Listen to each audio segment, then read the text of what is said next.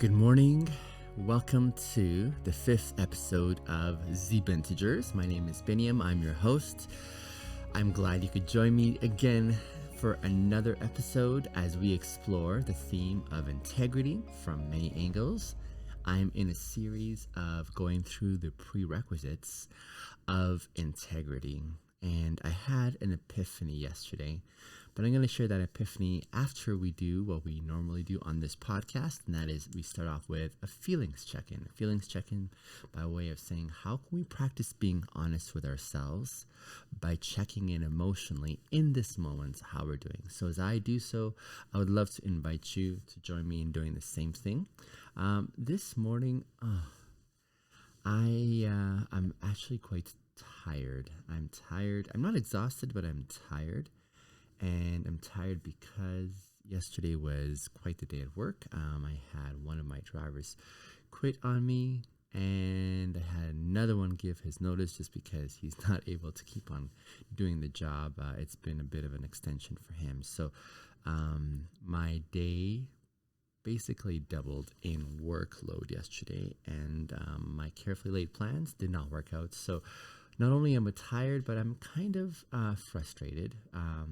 Frustrated because, sometimes when you put your plans together and they just don't quite add up, and then you have to shift and make some plans afterwards. I'm a little bit frustrated and irritated because I had another friend who had called and asked for some help. And of course, with those who are close to me, I try to go out of my way to help them out. And so after all of my commitments yesterday evening were finally accomplished and I was able to follow through and helping this friend, it turns out that they did need help, but they'd forgotten to tell me that. And so, it was just one of those days when things did not work as I had planned. And so today I'm feeling a little tired as a result of lack of sleep and a bit frustrated and irritated. But something else I'm also super grateful because here we are in another episode, and I also want to be upfront with you guys. I want to be upfront in the sense that this is a very ambitious goal that I'm aiming for, to do a podcast a day, and this isn't the only podcast I'm doing. I'm doing another podcast for kids as well, and that's quite the commitment. And I've been struggling for a good part of this year in following through on these goals that I'm making. And so this is a very ambitious one, but I'm grateful that here we are at another day when I get to spend time with you guys. Love doing this. This is so much fun. I'm doing this as much for me as I'm doing it to also encourage and inspire many of you. But this, I'm super grateful that I'm in this space. I'm present. I'm ready to go. And so that's where I'm at in this moment. I would love to hear from you guys, maybe in the comments, if you would be willing to share with me how you're doing in this moment as you're hearing this podcast. If you're able to type me a message, don't do it when you're driving, but if you're able to just touch base with me and say, here's where I'm at in this moment, let's practice and make this normative experience. Let's make this accessible in just approaching ourselves with honesty and saying, here's how we're doing. So I was about to tell you about the epiphany I had in yesterday's podcast, and that's one of the things I love about why I'm focusing on this theme of integrity. Is the more I think about it, the more I try to envision how it makes sense to me. Sometimes there are epiphanies that come up that I'm like, oh, I did not notice that, but that's a really important insight, for example. And I've had this experience when I was doing my interviews in the park over the summer, asking people about various aspects of their understanding of integrity. And every once in a while, I would come across a new idea or a new perspective, and I was really excited about it. And that just goes to show I'm not a guru at this. Just because I'm focusing on this in a way that not many are, I'm by no means one who has got this mastered. In fact, I want to safeguard that I'm a fellow human being who is really trying to figure this out from day to day and who's pursuing doing so consistently. So I am going to make mistakes. I am going to fumble my way through this, even though I may have a better conceptualization or a better way of articulating the insights and things I'm learning about living with and pursuing integrity. But by no means, I hope you'll not have expectations that I have this under control. I am just striving. I am ongoingly committing myself to walking with integrity, and I want you to know that so that you can appropriate your expectations and not see me as this, oh my goodness, he's already arrived. Nope, I haven't. So we are in a series of exploring prerequisites for pursuing integrity. The epiphany that I had yesterday is that this list that I'm proposing to you is not going to be the same perhaps as your list. These are my proposals, but the epiphany was there's a whole bunch of moral values, there's commitments, there's principles, there's beliefs that all of us have grown up with. And even though there may be crossover in our acknowledgement that these are important, the ways in which we sequentially put them, the ways in which we put them by way of prioritization is going to be different. And it's going to be different based on our experiences in life, our commitments to what we feel is more important than the other. And this is where it is such a fascinating conversation to be able to understand what is important to each person. It's kind of like the love languages. The 5 love languages, the brilliance of that, I believe, is that it helps us to articulate what priority we value in the ways that we are shown love. Before this, many of us were trying to show our loved ones expressions of love, but we probably experienced a lot more frustration because it wasn't acknowledged in the ways that we valued. So say, for example, I value physical touch as my primary love language. But if those that love me are constantly giving me gifts or words of acknowledgement or encouragement, then there's a gap there, and they're doing something and I'm expecting something, and we just kind of miss each other.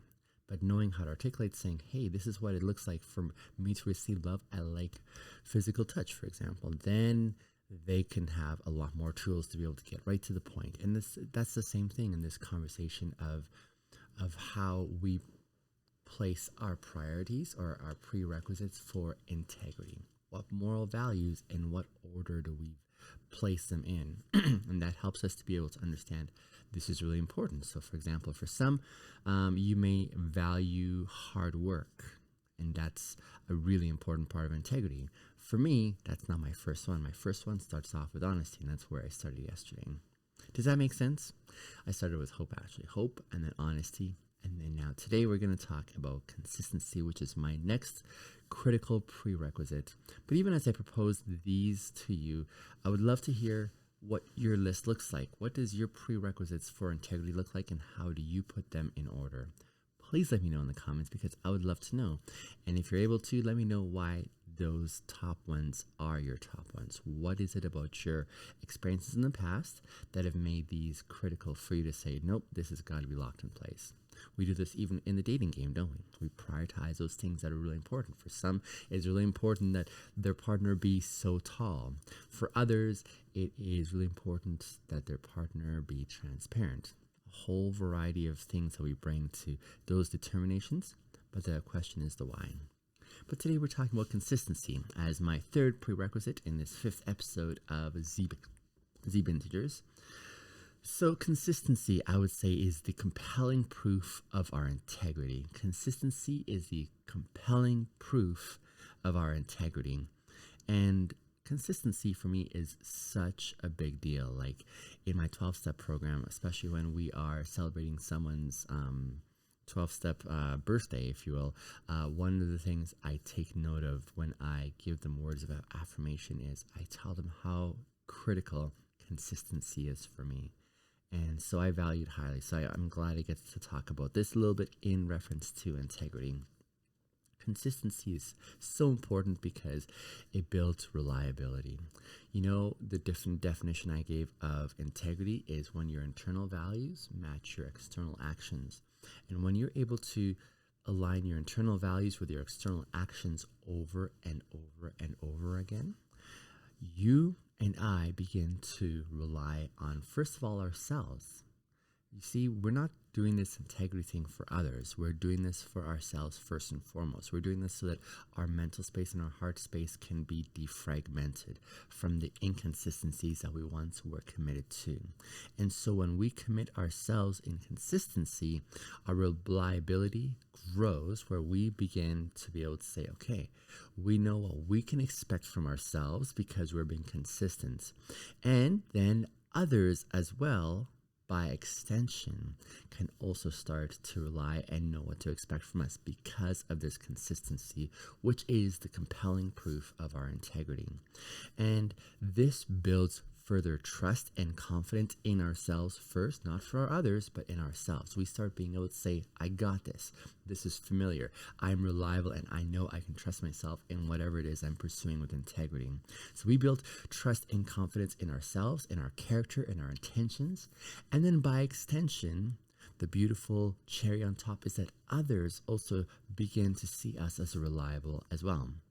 Our credibility is enhanced, and our reputation continues to grow because we are receiving ourselves, first of all, as genuine and authentic by our consistency. Remember, we're doing this for ourselves first, but by extension, others start picking up on this as well too. And as we do this, we are more likely to believe in our intentions, the why we're doing what we're doing. We believe in our intentions, and we trust our own judgments even more. When you don't have consistency, you don't have this confidence to be able to trust in yourself and believe in your intentions. But when you are consistent, you're able to see this a lot more for yourself. You're able to own it a lot more for yourself. And as you do so, my fellow Bintegers, others by extension start to also believe in your intentions, and others as well start to trust your judgments. There's a correlation when you do it for yourself first, not for others, but you do it for yourself. It starts fusing out to those around you, and they start buying what you're selling by way of your consistency and pursuing integrity. Furthermore, we start to avoid hypocrisy. We avoid hypocrisy because that comes with inconsistency. When we're inconsistent with our values and our actions, then we play into hypocrisy and we're seen as hypocritical. But when we're consistent, we avoid these accusations of hypocrisy internally and externally as well. You see, the hypocrisy really undermines our integrity. If you're only committing yourselves to acts of integrity every once in a while, but you're not consistently following through on it, you start to be seen as hypocritical, and it makes trust a lot more difficult. But consistency is the antidote, especially for perceptions of hypocrisy. Let me say it again. Consistency is the antidote for expressions of, or perceptions, if you will, of hypocrisy, not only for yourself, but for those around you as well. Furthermore, it builds character. This commitment to consistency in following through with your internal values and aligning them with your external actions strengthens your character. It reinforces your commitment to integrity. And finally, it boosts your self-reflection. It boosts your ability to reflect internally. And basically what happens is you are regularly evaluating your actions and your decisions and asking, are these aligning with the internal values that I espouse? You're beginning to become more self-aware. You're doing this in a more on-purpose pattern. And it allows you to start identifying the inconsistencies along the way, whereby you're checking and saying, is the alignment on par? What do I have to keep on doing? And as you see evidences of disalignment or areas where you're not aligning your values and your actions, you're able to make those adjustments and realign again. And so that's the brilliant part of it. So finally, I would say consistency takes time. It takes time, and it's worthwhile pursuing. The best time to start is today. The best time to start is today, in this moment. I was thinking about the individual that didn't show up to work yesterday. He only has been at work for about 3 weeks now, and his consistency is terrible, but I need time to see this, right? I want to give them months basically to be able to say, are you on par? And so, best time, my dear fellow Bintagers, to start today. Thank you for listening to this episode. Again, I'd love to hear your comments below. I'll see you tomorrow on the next episode. Bye for now.